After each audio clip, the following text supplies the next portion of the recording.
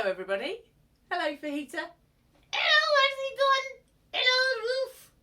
Thanks. I hope you're doing well. Should we see what Fajita has in her bucket today? Oh yeah, it's good. It's good. Just looks like a box to me. Why is that good? Oh, 'cause it's got something in it. Oh, I wonder if you know what kind of box this is. Can you guess what kind of box this might be? Maybe some of you have got one. Used to have a picture on the front of it. It's all rubbed off now. Oh, I think they might know, Fajita. Go on then, open it. Okay, you hold that there. I'll take the lid off. Oh, harder than I thought. There. Oh, and... Ah, there's a sandwich in it. See, it's a lunchbox. A lunchbox. I'll leave that for later. I'm not going to eat that now. A lunchbox? Well, why have you got a lunchbox today?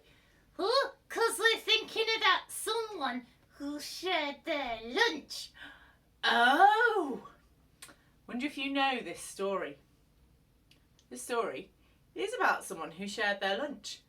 But we're not thinking about the little person who shared their lunch today. Oh, what are we thinking about? We're thinking about what Jesus did with it.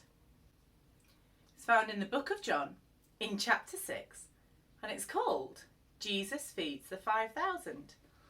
Oh, were there 5,000 people? Well, actually there were probably more because there were 5,000 men plus women and children. But in the story, these people are hungry. They followed Jesus and they need some food. And Jesus says, well, we should feed them. And his disciples say, We can't do that. It would cost too much. exactly. And then a little boy comes along with his food and he offers to share it. Which he does. Yes. And then Jesus gives thanks for it, breaks it up and shares it with everybody. Now we know that bit of the story, but I want us to think about why Jesus does it. 'Cause they're hungry. No, not just because they're hungry. He does it because he's generous. Jesus doesn't just say, oh, well, I'll give you a little bit, or I'd like to help, but I can't. Jesus is generous. The little boy was generous with his food too. Yeah, he was. And then Jesus is generous with what he does. The Bible tells us that everybody had as much as they wanted to eat. Really? Yes, they were stuffed. Oh, bit like me. Yes, a bit like you. They had so much. And that there were leftovers. What? Yes, I know. And I wonder, how many of you know how many disciples Jesus had? That was his really special group of followers. Oh, I know. Go on then. He had 12. He did. That was in the special group. There were others who followed him too. But the group we normally think about as Jesus' disciples was 12. And guess how much there was left over after everybody had eaten? 12 bits. Well, 12, yes, but not bits. 12 what? 12 basketfuls. What? I know.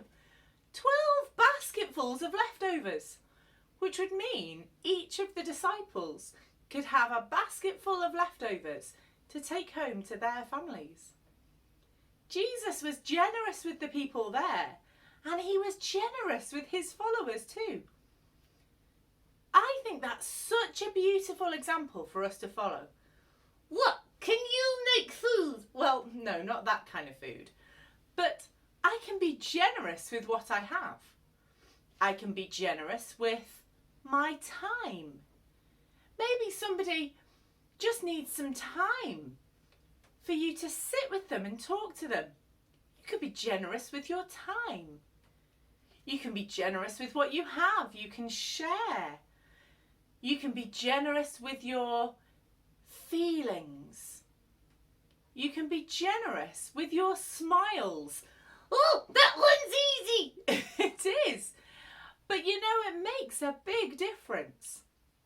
When we are generous, people appreciate it. It makes a difference to other people.